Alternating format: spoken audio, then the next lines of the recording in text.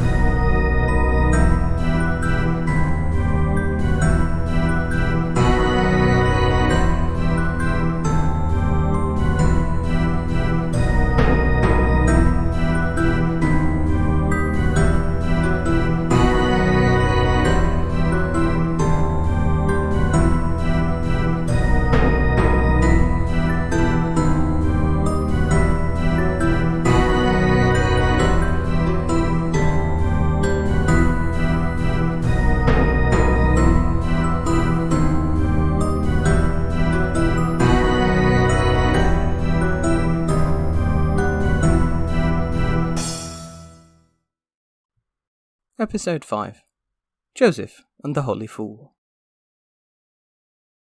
Once, long ago, perhaps around the 3rd century BCE, there was a monastery at Tabenna in Egypt, purportedly the first Christian monastery in Egypt, because before that time, the holy folk of the country had mostly lived as hermits, and many still did. It had been established by St. Pachomius, and his sister Maria at the same time established a women's monastery nearby. There was in that monastery among the Holy Sisters a woman named Isidora. No one could remember when she had joined them, and indeed no one cared much about her, because she was prone to fits of madness and was thought to be possessed by a demon. She was definitely a sister of the monastery, as she had been tonsured, as all of them were, but for some reason she went about with a rag on her head, and so acquired the nickname of the monastery Cleaning Rag. She was made to do all the worst jobs at the monastery and to eat naught but crumbs from the table, and they would hit her during her fits to make her quiet down, which was quite ineffective. Despite all this, she did not complain, only went about her work patiently. Now in the desert lived one of the aforementioned hermits, adhering to the old ways of doing things, and this was St. Peteru, who was well known for being so pious that he never left his desert isolation. One day when he was deep in solemn prayer and meditation, an angel appeared to him. These were the old days before the nicer paintings of angels as pretty long-haired youths. So obviously the angel in question appeared as a great burning wheel in the sky covered in wings, and it spake, chastising old St. Peteru for thinking himself the greatest and most pious of hermits. Go to the monastery of women at Tabenna, the angel told him, and there you shall find one with a crown upon her head, whose holiness puts her to shame, for her heart is innately with God, even though she is treated poorly by those around her. Well, St. Peteru was not one to ignore the command of an angel, so he went to the church leaders in Egypt, who were very surprised to see him indeed, and he informed them of the angel's command. And he, being so very old and very pious, they were minded to grant him special dispensation to leave his hermitage and go upon this odd pilgrimage to Tabenna. When he reached the women's monastery, he was received with great honour by St. Maria, who, upon being told of his vision, quickly brought all the holy sisters out for his inspection to see which one of them was the most holy woman the angel had referred to. As you may have guessed, he inspected every one of them, and saw upon the brow of none the crown the angel spoke of. He went to St. Maria and asked whether this was truly all of the sisters. St. Maria looked awkward and said there only remained the mad girl, but she did not know where she might be found. St. Peteru, remembering the sort of woman who the good Lord himself was normally known to associate with round about Jerusalem, nodded thoughtfully and asked for the mad girl to be brought to him. The holy sisters called for her, but she refused to answer. She was found eventually hiding beneath the table in the monastery kitchens, where she normally slept, and dragged, kicking and clawing, before St. Peteru. When the saint looked upon the pitiful slattern with the rag tied around her head, he saw instead the golden crown the angel had spoken of, lighting up her thin face. He fell to his knees before her, and begged for her blessing. Isidora, as she was often wont to do, repeated back his own words to him, begging for his blessing in return. The nuns tried to explain that Isidora was quite mad, but St. Peteru replied that mad she may be, but the mad girl was above them all, and that he prayed to be found as worthy as her on the day of judgment. Tearfully, the other sisters confessed how dreadfully they had treated Isidora, pouring the nasty leavings of food in bowls and plates over her in the kitchens, and striking her, and St. Peteru prayed with them also. Then, having found what he sought, he went away to meditate on humility and the angel's lesson. Unfortunately, from then on the sisters began to revere Isidore as blessed, and come to her for advice and to pray with them. She found it quite unbearable, and one day the sisters went to look under the table in the kitchens where she slept, and found that she had simply disappeared.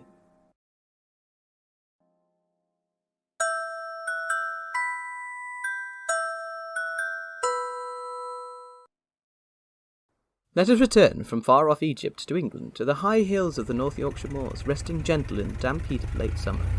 An ancient Vauxhall courser rattles its way up a gentle incline, up outside the yellow stone of an old manor house, which is surrounded by beehives and neatly organised vegetable gardens.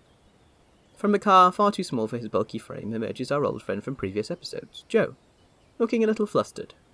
He crosses the gravel car park and approaches the monastery, checking his watch to ensure he is on time. It appears he is, or at least close enough.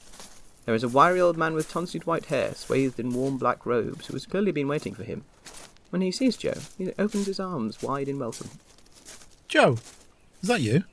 Tony, you're a sight for sore eyes. It's been a while since anyone's called me Tony. It's Brother Anthony now. Is it? Proper holy now you are. Do my best, aye. The judgment of that is in the hands of God, though. Did you find it all right? I'll be honest, I got lost 3 times on the way up. I don't know this bit of Yorkshire at all, and it's dead easy to miss the road in the spruce plantation, yes. That's where folk usually go wrong. The plantation, then coming up the ridge, and once I think I just got distracted by a sheep. Back of bloody nowhere. Aye, that's where you put monasteries. Nobody to bother you except the sheep. You got my email then? Yeah, but it's out of the blue, but I can see why you asked for me help. Oh, you used to talk a bit about some of your work you did. Back in the day when you worked in the seafront in Skegness. Not much, though. Only when you'd had a few. I shouldn't have said anything. No, you didn't say much. Enough to give me a sense of what you did, though. That was a long time ago. It wasn't long since Debbie passed. You still work the Punch and Judy? Not a lot of interest in that these days. Only old folks' homes, Eastbourne, places like that. Mostly I do kids' parties or work for the society. Festivals in summer sometimes. You? Oh, I'm up here for good. God willing. Came for a few retreats. Decided I liked it. Show you around if you want. Give me a chance to explain everything. Is that allowed? Oh yes. Visitors are welcome. Get lots of people coming for a bit of holiness. Yeah, right. I've not been around a monastery before. Not one that was still working, anyway. Anthony led Joe through the doors of the former manor house, now monastery. Within the stone walls there was a sense of gentle peace, and the sound of quiet prayers was now where there once had been the bustle of some notable gentleman's home. Anthony showed Joe through the hallway to a small chapel lit with candles. Hung not far from the altar, in pride of place on the wall, was a devotional painting of a bearded man whose robes and stole were covered in a pattern of crosses. He was holding a book and gesturing towards the observer. The picture was covered in gold, on the book, and in the background, and liberally, on the saint's halo. The shelf beneath it was covered in candles, some still burning. First of all, we have our Basil the Blessed himself. This fine icon, egg tempera and gold leaf, was brought from Moscow by the founder of the monastery in 1993, when he came to build this community of our order here. St. Basil was born to humble serfs in the late 15th century and became an apprentice shoemaker. As an apprentice, he exhibited the gift of prophecy, warning one of his customers of his oncoming death. At 16, he left his employment and became a holy fool, walking the streets of the city he was apprenticed, shoplifting and giving what he stole to the poor to shame the wealthy, and angering the local merchants who beat him for it. He often went naked in the colder winter and wore chains about himself. Between his madness and his true prophecies, people began to see him as a man of God.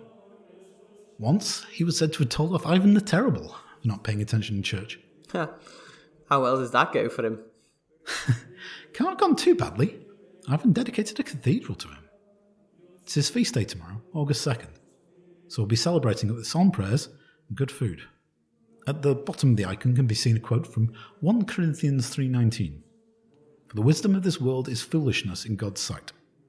As it is written, he catches the wise in their craftiness.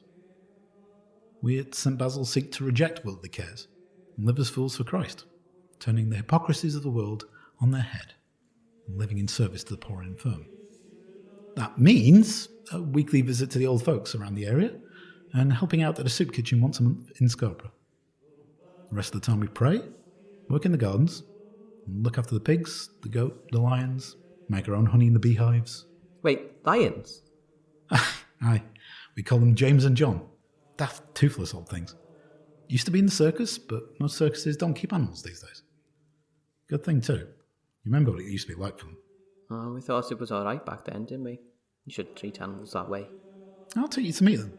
One of these days we'll have to start mincing the meat up for them. Poor things. I mostly look after them. The brothers think it's funny. What's funny about lions? St. Anthony dug up the grave of St. Paul in the desert with the help of 2 lions. It's a very specific joke. Probably only funny to us. No, I can see how that might be funny to monks. We're holy fools, Joe. It's not all seriousness all the time. Speaking of serious, why am I here? At that, Brother Anthony's face darkened a little, and something of the mild frivolity of his nature lessened, realizing he would have to explain some delicate matters. Like I told you in the email, we try to keep things friendly with the folk down in the village. I do still like to pop down for a paper every now and again, and maybe a crafty Mars bar if I'm honest. Very wholesome the fare is here. Furthermore, I maintain it's important to know about world affairs, so we know who to pray for. So, I've got to know Mrs. Atkinson in the paper shop fairly well. Yesterday, I popped down and she was in tears, because the lass had run off. Kids do that sometimes. Aye, they do. Hopefully she got a bus somewhere. Thing is, I reckon there might be something special about that girl. It's the shop. There's something about it. Strange things happening? Stuff moving around? No, it's holy. What? It's the only way I can think of describing it. It's just a little paper shop, but it's like walking into a cathedral. Everything feels calm. I was in a right mood the other week, and by the time I came out the shop, it was like I'd just come from prayers. People are always in there, of course. You think there's something special about the girl? Aye. Pretty little thing, everyone loves her. Lovely warm smile. I think it's her. Ah, nice. I see why you asked me then. Any idea where she went? Not a clue. I was going to take you down to the village so you can investigate. Ah, nice. Tell him I used to be a detective. Don't say what kind.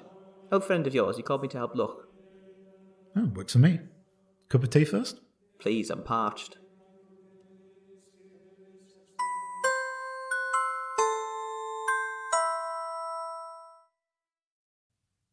After slaking their thirst, Anthony and Joe left the calm of the monastery to take the wooded path to the village. They strolled through a sycamore-shaded alleyway out on the main street. The corner shop sat at one end, an otherwise perfectly normal establishment, from the plastic sign proclaiming Everdale News to the closed-packed shelves stacked with chocolate bars, toothpaste, and local baked goods. The sign today proclaimed closed. Ah, she's still shut up. We'll have to go around the back. Round the back, the gate into a yard was slightly ajar. Security rarely being a concern in Yorkshire villages where everyone knows each other and has done for years. Brother Anthony knocked at the back door, which was shortly opened by a tearfully red-faced woman in a dressing gown. "Oh, Brother Anthony!" Hello, Beth. How are you doing? Managing, you know. This is my old mate Joe. He used to be a detective. I asked if he'd come and help look for Kaylee. Joe nodded his agreement.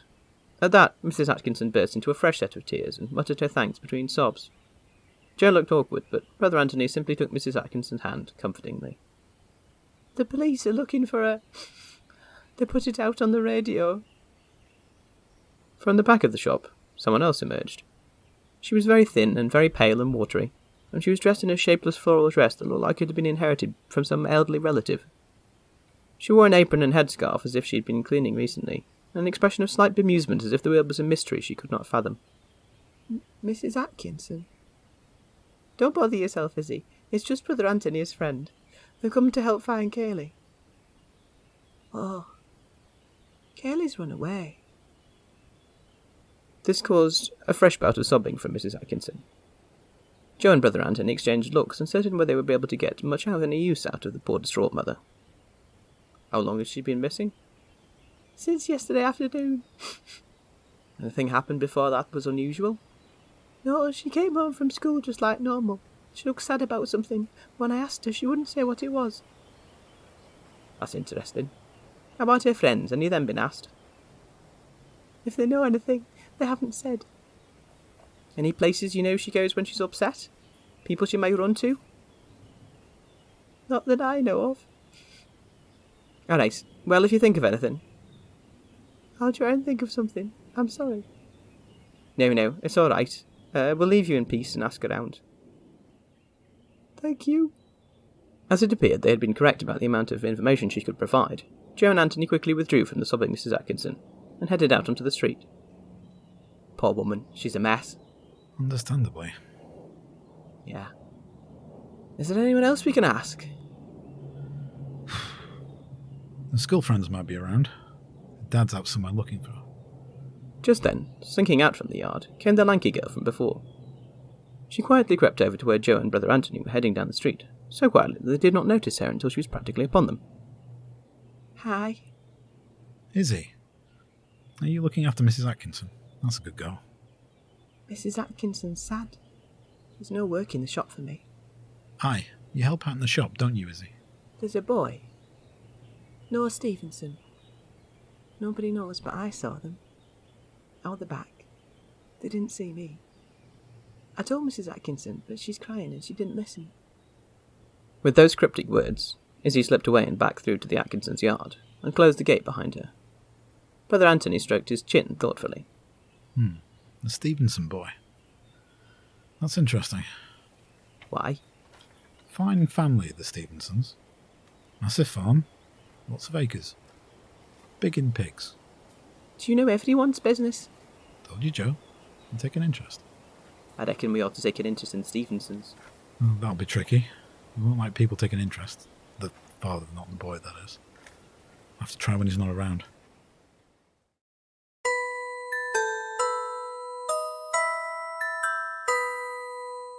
The Stevensons' farm was away out into the countryside, so Brother Anthony and Joe packed themselves into Joe's car and headed out to the large house surrounded by outbuildings and silos and other buildings associated with the farming of pigs. They were in luck, as it happened that Mr. Stevenson was not home yet, and neither was Mrs. Stevenson. Noah, however, was, and answered the door. He was a stocky boy, with the sort of build that looked like it would later fill out into the kind of body that would have little difficulty lifting a pig in each arm. Dad's not home, nor his mum. Here, aren't you one of the monks from up at the hill? Actually, Noah, it's you we've come to speak to. I'm Brother Anthony, and this is Joe. We've come about Kaylee Atkinson. Go away, before Dad gets home. Look, you're not in trouble, lad. We just want to find her.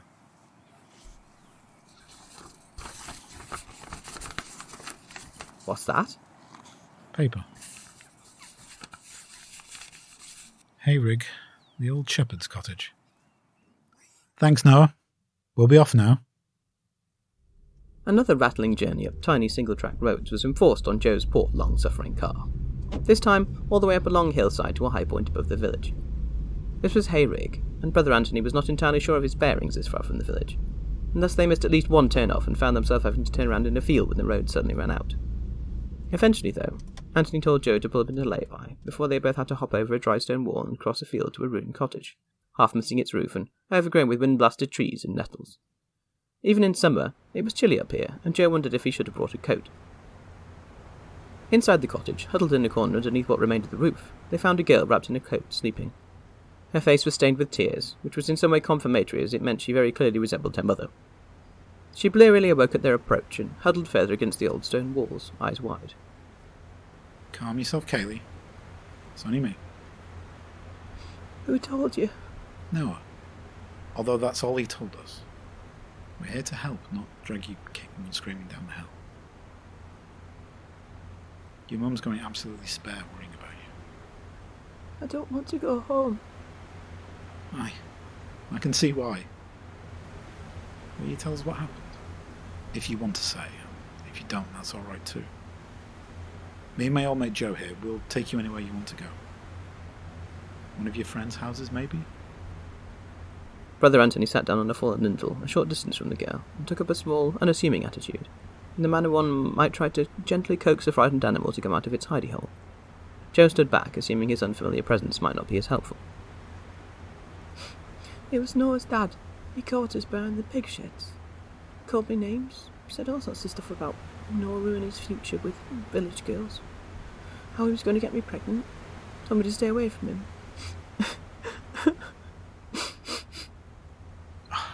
You poor lass. The floodgates having opened, Anthony offered words of comfort to the poor girl. Joe once again regretted not bringing his coat, so he could have put it around her, mostly symbolically, as they were now out of the wind. Eventually, with gentle coaxing, Anthony was able to persuade Kaylee to come with them, at least to the monastery where she could be in the warm, with a nice cup of tea. As the girl stumbled over the stony ground towards Joe's car, he whispered aside to Brother Anthony. Didn't feel nothing holy off her. You sure it's her? Brother Anthony looked thoughtful and shook his head.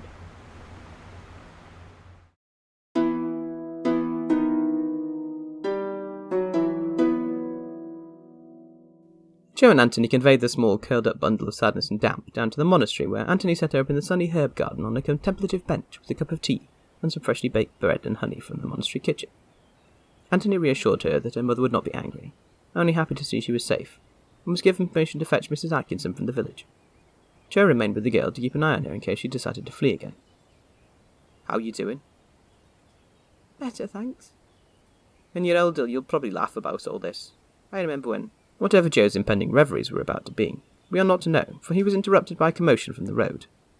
When she saw who was coming, Kaylee shrank back into the bench she was sat on. Joe, noticing this, rested a large hand on her shoulder supportively. It'll be all right. Mrs. Atkinson, face still streaked with tears, appeared accompanying Brother Anthony and hurried over to embrace her daughter, fussing and crying. Her tears started Kaylee off again. All would presumably have been well, the little family reunited. Unfortunately, matters are about to get worse, because shortly after that, a large and expensive car pulled up, and an equally large ruddy-faced man emerged, accompanied by a very pale Noah Stevenson. Mr. Stevenson, for it was he, marched into the monastery grounds like a man very much used to going wherever he wanted to, and demanded to know which of the monks it was that had come by his house and upset his son. Noah said nothing, but looked mortifiedly at Kaylee, at which, of course, Kaylee clung desperately to her mother and started crying even harder. Brother Anthony strategically placed himself between the Atkinsons and the Stevensons, before Mr. Stevenson could turn on poor Kaylee. Mr. Stevenson, could I have a word? I told you, girl. But we were to never find out what it was that Mr. Stevenson had told Kaylee, for suddenly the mounting ruddiness drained from his face. An aura that might feasibly be described as holiness pervaded the air. It was nothing perceptible to any sense other than that of the soul, but all those present found themselves overcome by a sense of deep peace, accompanied by that warmth that one feels after one has laughed heartily for a length of time, and are now wiping away the tears of mirth from one's eyes. Into the monastery garden swept Izzy, the girl from the shop, but it was an Izzy change from the pale and watery lass Joe had seen slipping out of the Atkinsons' yard. She stood straight and strong, and the crown of her head shone, and a beatific smile was upon her face. By her side walked James and John, the ancient toothless lions, as proud and golden as they must have been in their heyday. She gestured to Mr. Stevenson, and the two lions turned their heads to him as one, and began to stalk towards him, bearing their long and yellowed fangs. Mr. Stevenson went as white as his son had previously been. He grabbed poor Noah and dragged him into the car, and with a spinning of wheels and a grinding of the gravel of the monastery drive, reversed away as fast as he could. Izzy watched him go, and then she laughed, and her joy echoed around the garden, and made the others present laugh too. Only Brother Anthony did not laugh, but instead fell to his knees before her and asked for her blessing. She smiled at him, and repeated his words back to him, laughing again. Then she turned, and followed by the two ancient lions, walked away into the hazy air of the summer afternoon.